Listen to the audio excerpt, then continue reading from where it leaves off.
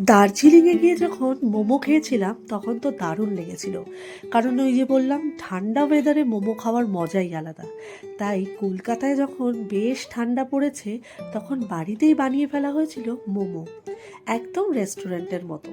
হয়তো অতটা স্পাইসি নয়, কিন্তু বাড়িতে বানানো মোমো খুবই হেলদি। আর এটা বানিয়েছিলেন আমার শাশুড়ি মা। শীতের সন্ধ্যার বেলায় এই রকম গরম গরম মোমো খেতে কার না ভালো লাগে বলুন? আমার তো দারুণ লাগে। আর শাশুড়ি মা এটা বানানো ভীষণ ভালো। আমি এবং আমার ছেলে, আমার হাজব্যান্ড সবাই খেতে ভীষণ ভালোবাসি। যেহেতু আজকে সোমবার, তাই নিরামিষ, তাই ভেজ মোমো বানিয়ে ফেলা হয়েছিল সমস্ত ভেজিটেবলস দিয়ে। শীতকাল মানেই তো ভেজিটেবলস।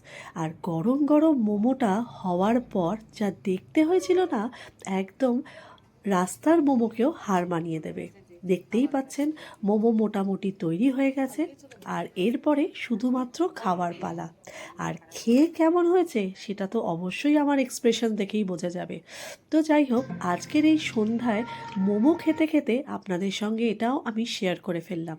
আর ভিডিওটা কেমন লাগলো অবশ্যই কমেন্ট করে জানাবেন। মোমোটা খেতে কিন্তু জাস্ট ওয়াও হয়েছিল।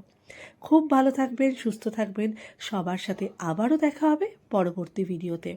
সবাই ভালো থাকবেন, সুস্থ থাকবেন। আর ভিডিওটা কেমন লাগলো অবশ্যই কমেন্ট করে জানাবেন। দেখা হবে পরবর্তী ভিডিও।